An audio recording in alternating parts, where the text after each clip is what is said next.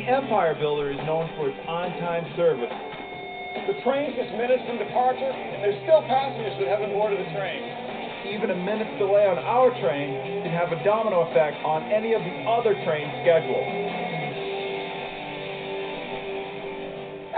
All the passengers are on board. Now we just got to tell the dispatch center we're standing by. The Chicago Control Center dispatches over 300 trains every single day. So when they're ready for us, we had better be ready for them. You just punched the button to tell the control center we're ready to go. These passenger trains run on a tight schedule, and any delay here at Chicago is going to mess us up along the trip. There's still passengers getting on board. This passenger doesn't know where to go. Okay, here we go. All right.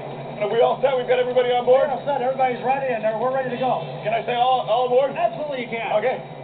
Just get on. Do you need an official hand to do that? Oh, yeah. Excellent. Look at this. All right. Overboard! Over 400 passengers and 2,500 pounds of baggage are on board and ready to go. It's 2:15. We're on schedule.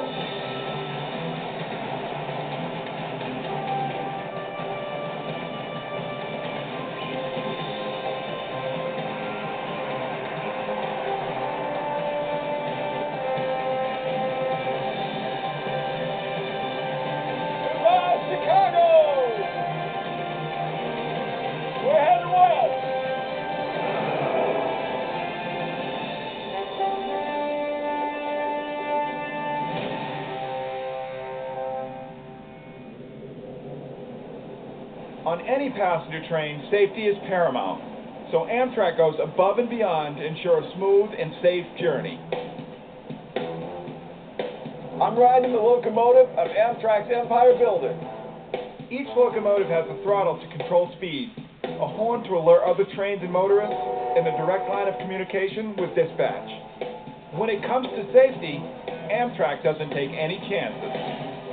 This locomotive has an emergency safety feature built in to make sure that the engineer is in control. Safe operation of the train and sticking to the schedule is always on the engineer's mind. The federal government mandates that engineers only work 12 hours, but that isn't the only safeguard in place to make sure these guys don't fall asleep at the controls. Every 30 seconds, the engineer must touch the controls to confirm that he's still at the helm. The alerter makes sure that he's doing something over here. He's got about 30 seconds. If he doesn't blow the horn, or touch the throttle, touch the brakes, the alerter starts going off. It starts counting down 30, 29, 28, and so on. Until it gets down to 0, that means that he hasn't done anything. The train's going to make an emergency application to the brakes and stop. A lot of times, Bill will be riding over here, and he doesn't touch anything, because we're just going along 79 miles an hour. He doesn't have to do anything. He has that button over there that he can hit to shut the alerter off. He just has to hit it, just like that. And the locomotive knows that Bill here's still alive and still awake. But the safety precautions don't stop there. Amtrak restricts top speeds on all of its locomotives so they can't go too fast. Now, Bill, I know this Genesis locomotive can go 110 miles an hour, but you can't do that out here, can you?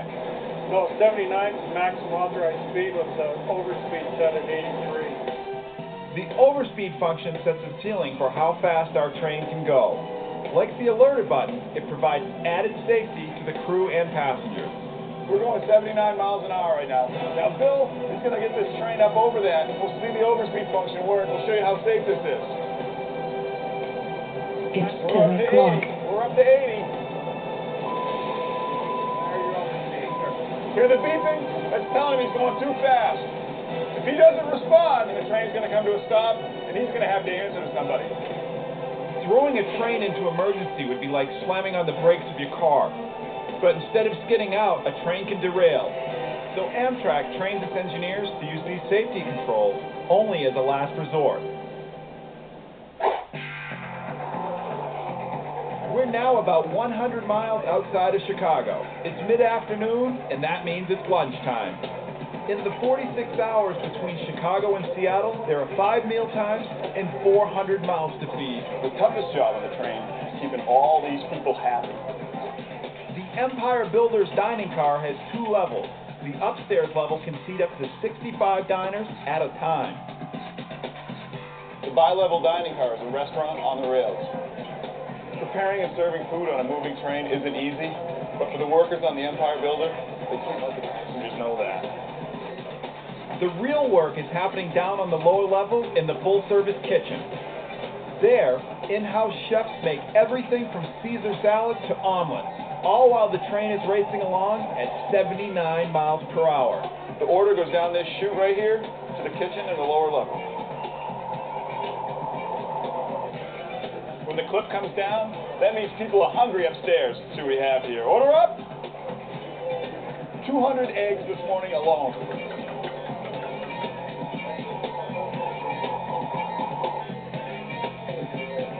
Your omelet, sir? Oh, thank you. Nice and hot. Oh, this looks delicious. Amtrak even offers a wine tasting session to pass the time. This is tough. The people are barking orders at you. The train's moving. This is crazy. Today's Empire Builder is known for its smooth ride and scenic views. Most passengers know nothing of this route's amazing history. In the 1890s, business tycoon James J. Hill wanted to expand his burgeoning empire through trade with Asia. But to do it, he needed to connect his businesses in the Midwest to the port of Seattle. The route was too brutal and too costly for horse-drawn carriages. So Hill came up with a bold and brilliant plan, the Great Northern Railway. James Hill, the man who forged the route of the Empire Builder, wasn't about to let anything get in his way, not even the Rocky Mountains. The laying of the rails cost thousands of lives, but finally, on January 6, 1893, construction on the Great Northern Railway's line to Seattle was complete. Because of his ruthless determination, Hill became known as the Empire Builder. And it was his legacy that gives our train its name. Today, Amtrak's Empire Builder operates on much of the original Great Northern Rail line. For some small towns, this Empire Builder train is still the transport lane connecting them to the rest of the country. On some parts of the route, there are no interstates for over 200 miles. There is a constant coming and going of passengers at each of the 45 stops. We're about 150 miles west of Chicago, about to make a stop in Columbus, Wisconsin. Hey, man, what can I get rid of it? This is Rolando. It's his job to take care of the passengers and make sure they get on and off the train safely and efficiently. Oh, we're gonna go downstairs then. To open the door. All right, let's go downstairs. Superliner car's 2 levels, so we just went down from the upper level downstairs. We've got a schedule to keep to. Passengers must depart from the lower level, so Rolando has to keep everybody moving. It's quick stop. Just detraining the baggage. Get them in. Get off. Get them in. Ooh, nice. Well, ladies and gentlemen, our next stop here in a couple of minutes, 10 to 12 minutes, will be Columbus. All right, 1 second, man. Hold on. Don't get off yet. Okay, watch your steps, please. Okay, everybody's off. Now we've got just 3 minutes to get the rest of these people on. As you can see, there's a lot of people waiting to get on this train. Watch your step, man. Do your assistance. 3 minutes? You're smoking? We don't even have time to have a smoke. We got to get back on this train. We got to get to Seattle. Here I go. Let's get going.